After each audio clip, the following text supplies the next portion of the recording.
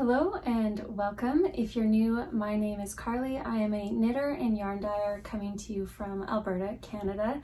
I usually do podcast episodes where we talk about all of my whips and finished objects, and it's mostly knitting. Sometimes I do have some sewing or natural dye talk in there, and today I do have a little bit of everything, so let's just get started. So my first finished object is actually a sewing piece, and it's my one and only finished object. So typically I would leave the sewing for the end of the video, but since it's my only finished object, I'll just briefly talk about it right now. And these are the Roxy Pants by Tiana's Closet.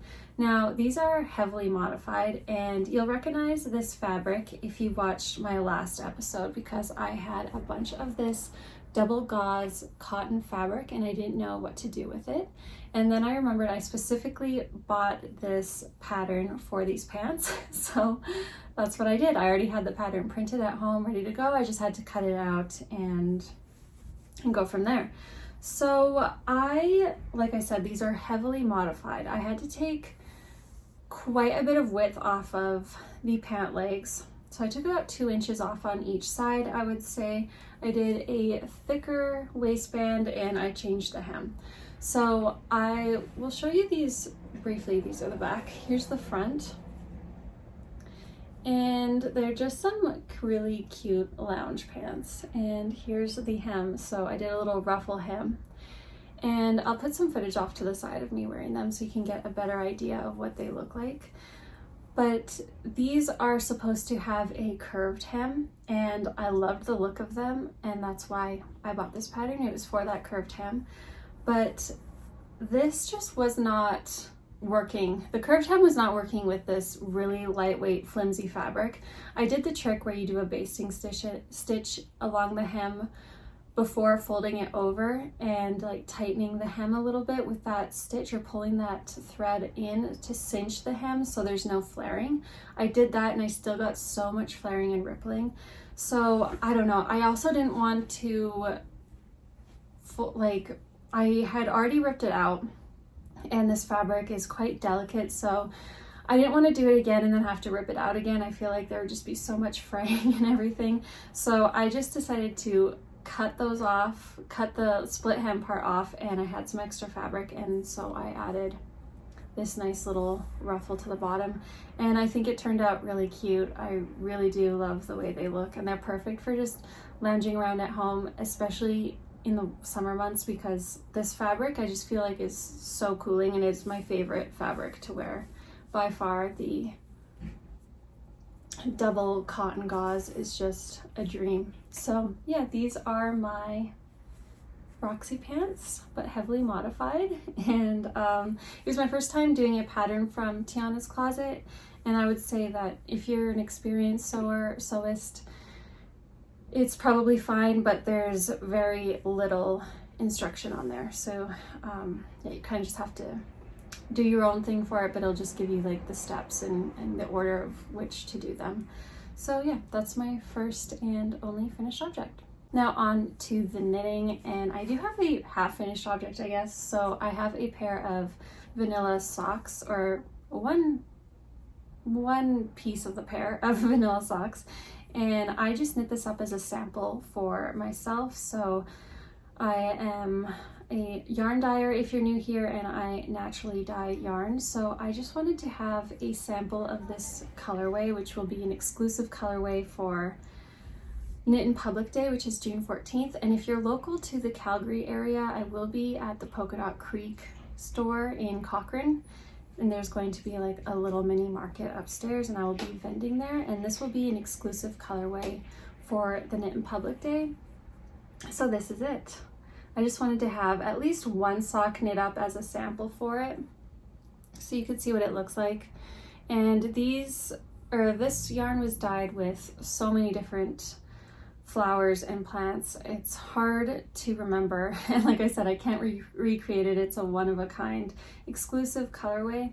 So I know for sure there were celosia in there, there was marigolds, there was basil, like this cinnamon basil, and there was peonies. There were so many, and yeah, I think it turned out really nicely. It's just like a fun speckled variegated colorway. So I did my usual vanilla sock, which is 2x2 rib. I usually do 15 to 20 rounds. I did 15 on this one. And yeah, plain stockinette all the way down. I always do a short row heel and then a regular wedge toe. So I'm really happy about these ones. I was really loving knitting these up to see what the color would look like. And I had them stored in this bag that I dyed, and I dyed it with very similar plants, so they're almost matching. So it was really perfect to have the sock stored in this bag. And I'll show you what the yarn looks like caked up also, because that's kind of interesting to see as well. So this is it caked up. You can see all the different colors in there. This was a really fun yarn to dye and really fun to knit up too. I'll put a picture off to the side of what the bundle dyeing process looked like, and the amount of colors on this was lots of pink and purples, and it turned out obviously not pink and purple. And it's just crazy how different this looks compared to what it looks like with the raw materials on it, and just how much colors change during the dye process. And a lot of the time, yeah, you'll have a vibrant pink or purple, and when you steam them or bundle dye them onto your fabric or your yarn, it often comes out a lot different than what you're expecting. So I personally knew that I wasn't going to get the pinks and purples like what was shown on the screen, but I still didn't know exactly what I was going to get, and so it was really fun. It was a good experiment, and I do really love how they turned out. So I still have to name this exclusive colorway, but maybe it should just be Knit in Public Day. That would be fitting, I guess. Also, I'm filming so much later than I anticipated today, and it's at that point I'm in a west-facing room and the sun's just beaming in. It's so hot in here. If I get continuously redder in the face and more flush, that is why. I am dying of heat. I've got an ice pack on my legs here to keep somewhat cool down, but don't be alarmed if I look unwell later on. Okay, that brings me to the next whip, which is also stored in here. I've got another sock going, another sample. So this will be also for Knit in Public Day, and this is a colorway that I can recreate. So this is actually called Chai Latte, and here's what it looks like caked up. So it's mostly just the natural base and then lots of speckles or streaks of this cinnamony color. And I really, really love this one. I am doing a sample sock as usual, and I pretty much only have the cuff and the leg done, but it'll give you an idea of what it looks like. There's one side, and here's the other.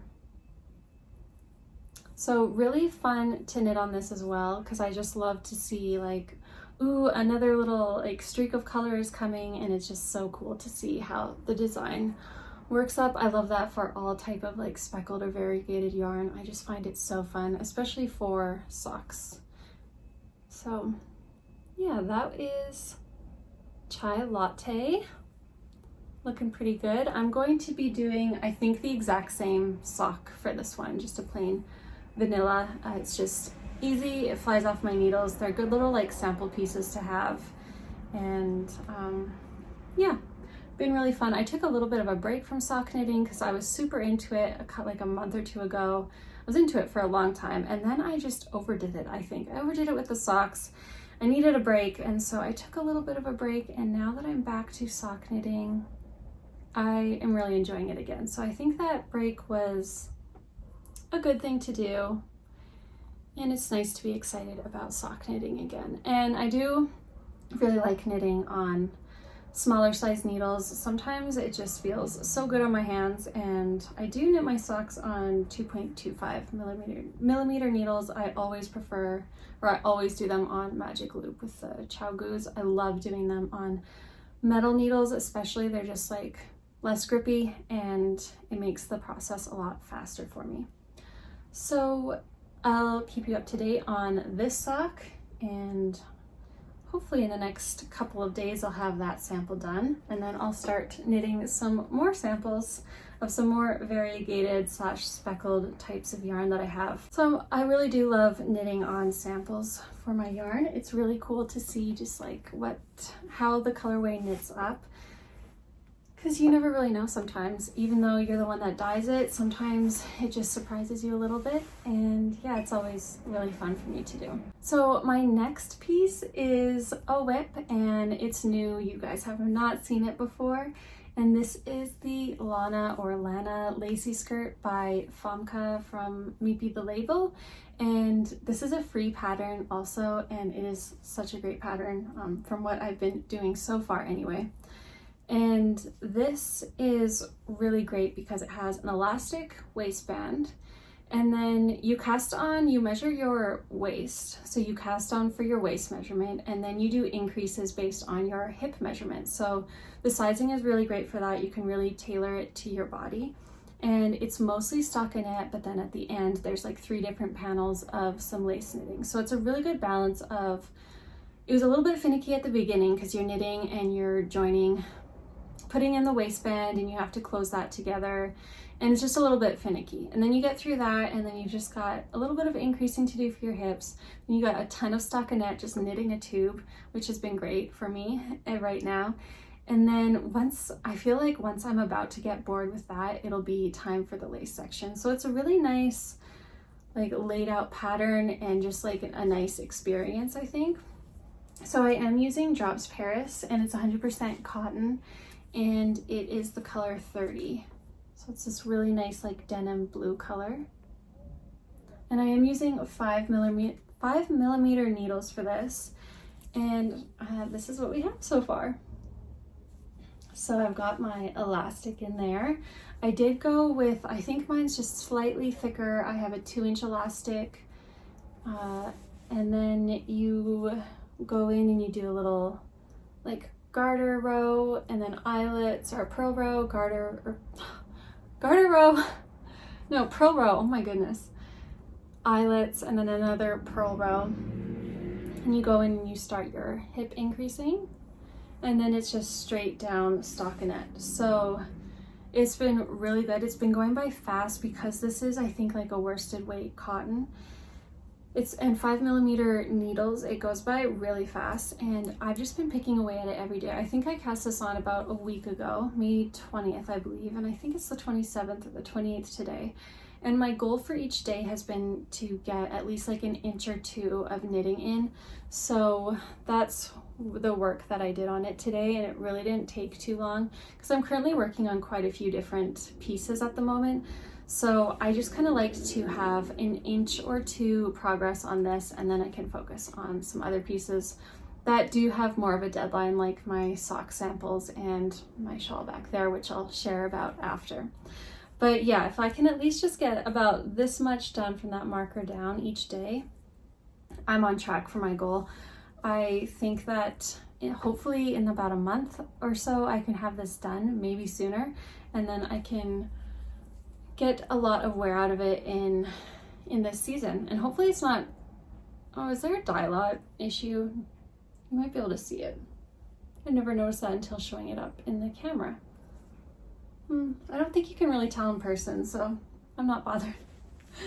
But yes, I hope this isn't too thick of a yarn weight for me to get too overheated, but I could also wear it on cooler summer days too. And there will be lots of lace sections down at the bottom, so that'll bring in a lot of air too, which is good. But I really recommend this pattern. It has been so good. I can recommend it, I guess, up to this point. It's been really good, but I'm sure the rest is great.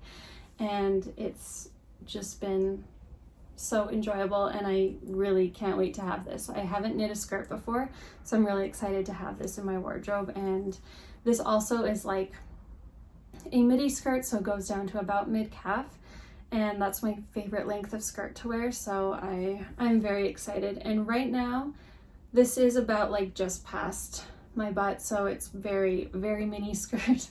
I have tried this on up to about like when it was here. I put some waist yarn on, and I just tried it on just to make sure that the waistband was okay and that the hip increases were okay, and we were good.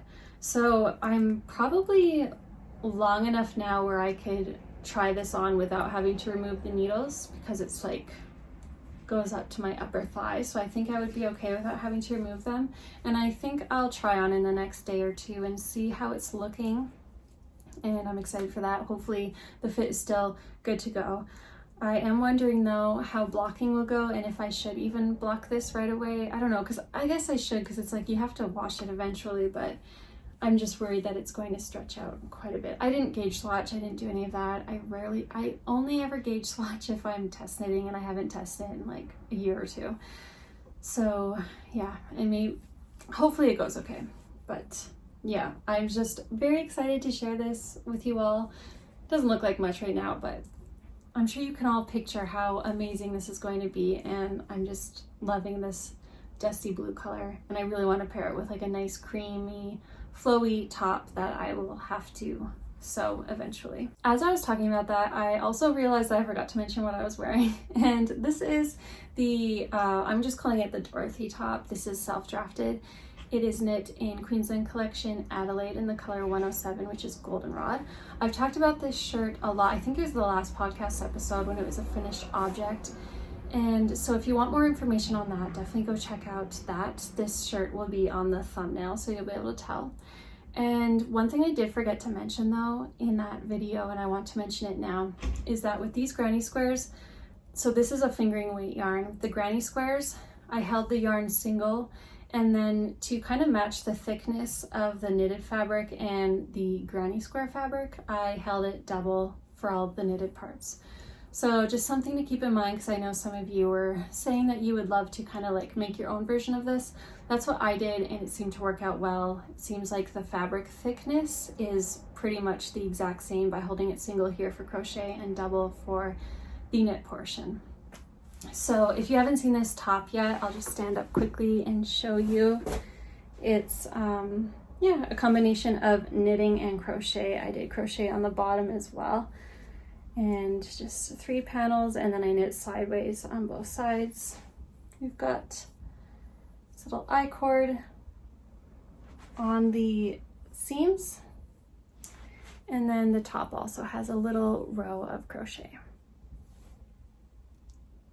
That leaves us with one more whip to talk about, and that is this shawl that I've been displaying back here. So this is a shawl that I'm currently writing up a pattern for, and it will be a free pattern, and this pattern should be out mid to late June. So of course I'll let you all know when that is released. But yeah, let me grab it off the mannequin here. So I'm knitting this in Queensland collection Eco Twist in the color Earth Song. This was gifted to me from Knitting Fever. This is a blend of 45% viscose, 35% cotton, and 20% linen. And it's just a mixture of different like browns, beiges, and greens, and then a cream base. So I've been really wanting a summer shawl, and I wanted one that was like lightweight, plant-based, and full of lace. So I've actually gotten a lot of work done on this since I last showed you all. The last time I showed this, I think I was like right here. So it's getting bigger. It's too big for these needles for me to stretch it out, but it's gonna be a nice big summer shawl to just drape over your shoulders when in the evenings, or you're out walking through your garden on an evening stroll. That's kind of what I had in mind for this. So it's different sections of lace knitting. You start here with your garter tab cast on, and then you start doing your increases, and you just get bigger and bigger as we go. It has some really pretty lace here. It has a section of like eyelets and stockinette that breaks up each like lace section. We've got another lace section, and then we repeat the first lace section down at the bottom.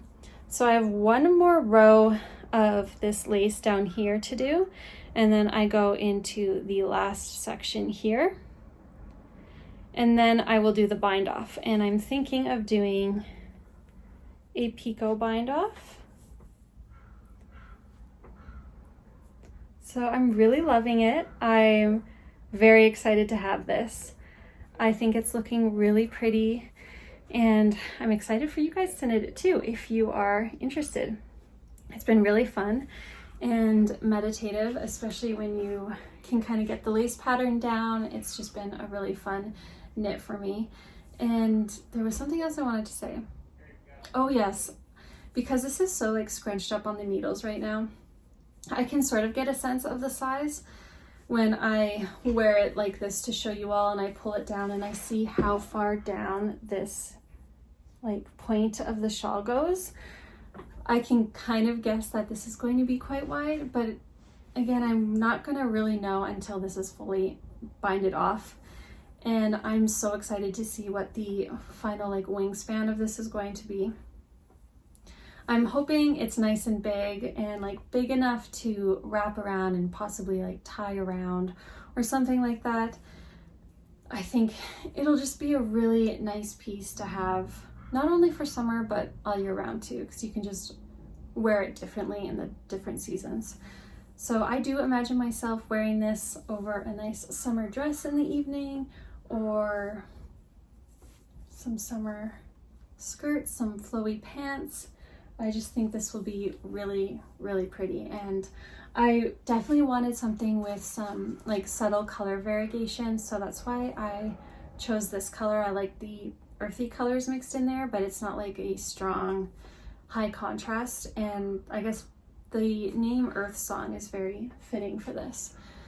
So yeah, this has been really enjoyable. I'm so excited to have it done. And the lace is pretty easy. Like if you're newer to lace, I think you could do this no problem. This pattern will be 100% charted, so you do have to know how to read charts, but if you haven't read charts before, they're so much easier than they appear.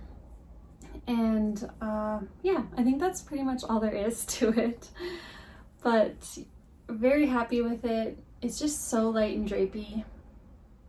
I can't wait to have it done, and yeah, I can't wait for you to see some of you knit it up if you're interested. But that is my shawl, and I'm still thinking of a name. I wanted like summer solstice shawl, something like that, but there's so many summer solstice shawls on Ravelry already, so I'm still thinking about a name, and I can't think of one. If anybody has any ideas, please let me know. I would love to hear some. But I just had the vision of summer solstice, summer evenings. Like I said earlier, you're walking through the garden, you're checking out all your flowers and your plants, you're in nice breezy flowy clothes. I kind of want something like that, something that describes that essence, I guess. So if you have any ideas, I would love to hear them. So that's all there is to share with you all today, but I did want to mention one thing, and this is a collaboration that I did with my really good friend, Mylene. I've mentioned her here on the podcast before. I've knit her some sweaters that I've shown you all, and I've also mentioned her styling services before. So she is a personal stylist and helps you figure out your color season, your essence, your body type, all of that stuff. And she is an autumn, a dark autumn, maybe a soft autumn. I'm not sure. I never remember what the season names are. She's an autumn. Anyway, she's an autumn. So she had all of these white pieces of clothing that didn't work with her color season, and she asked me if we could naturally dye them. So this was a while back now that we naturally dyed these clothes. So I said yes for sure, and I dyed all of these pieces for her. And they turned out so beautifully, and they look so, so good on her. And so she did a little video on that. She has a YouTube channel as well, which will be linked down below. But if you wanted to check out those pieces and see how they turned out after naturally dyeing them, they all started out as just like a basic white, and then they turned into the perfect color for her autumn season. So it was really fun. Like I said before in previous podcasts, I started off naturally dyeing with fabrics and then eventually got into yarn. So it was fun to go back to the fabric side of dyeing, and it was a bit of a challenge too sometimes, because she was really good about it and said just like try your best to get soft muted colors, which is basically is most of natural dye anyway, so that part was good. but I do know her color palette and what she likes and doesn't like, so I was really trying to stick to that. And sometimes with natural dye, you just don't really know what you're going to get. So it was a little bit of a challenge in that way, but they all turned out really, really cool, and they all look amazing on her. So that video will be linked down below too, and definitely check it out if you want to see some fun natural dye on some like secondhand pieces. In that video, she also goes through all of my yarn at the moment that I have available in the shop, and tells you what kind of color season it would go really well with. So that was really cool to watch too, because I had no idea. So Mylene is also offering some courses that I thought I'd share with you all, because some of you might be interested in it, especially with people that make their own clothes. It's nice to kind of know what colors really work for you, what works for your body type, your essence, and all of that. So I thought I'd just share this with you all because some of you might be interested. So there are 4 courses coming up. One is a body type blueprint that's coming out May 31st, and you learn all about your body type and how to dress it. Then there's Essences Decoded that's coming out in June, and it's about finding your personal essence or your own style personality. And then there's Find Your Season, which is also coming out in June, and it's teaching you how to do your own color analysis. That is cool. And then there's the Style Masterclass, so that's coming out in June also, and it's about putting all of those 3 things together, so your color season, your body type, and your essence. And then if you sign up early, which is the link will be down below to her website, you get a 10% discount off of the course of your choice. So definitely check that out if you're interested. It sounds like they're really good resources to just kind of take matters into your own hands and figure out how to, find your own color season, or find your essence, find your body type, all of that good stuff. And she's so amazing at what she does. And definitely check out her YouTube too, because she has lots of information on how to dress different essences or body types or color seasons, and it's really interesting. So other than my usual knitting and sewing and a bit of natural dyeing, lately my boyfriend and I have been really busy with our garden. So I shared a little bit about that maybe an episode or 2 ago, and it's been going really well. I'll hopefully get out there again with my camera and get some more footage for you all. But things are growing really well in the hoop house. We've got lots of dye plants going on and lots of vegetables as well. And then we do have a patch outside of the hoop house that we just got prepared today. Actually, we've got like a wind wall around it and hail netting, because southern Alberta can be crazy with wind and crazy with hail in the summer and can just obliterate your plants. I know last year it took out all of our peas and all of our beans, and that just sucks. So we got prepared this year. We've got a wind wall, which will keep out the deer and the bunnies too, and we've got hail netting. So we've got that all set up. We still have to plant, but hopefully in the next few days we'll be getting that done, and all of that will be vegetables. And then all my dye plants and some other vegetables are in the hoop house. But again, I'll take you all on a tour once we have a little bit more going on over there. But it's been so much fun. It's been so rewarding already, and I just can't wait to share that with you all. I'd love to hear if any of you are gardening right now and what you've planted for the season and what you're most excited about. And if you haven't, I'd love to hear what you are currently working on knitting-wise, crochet or sewing or whatever it is. Thank you so much for hanging out with me today. Please consider liking, subscribing, or commenting. It helps me and my channel out so much, and I appreciate it very much as well. All right, thank you, and I'll see you all next time. Bye.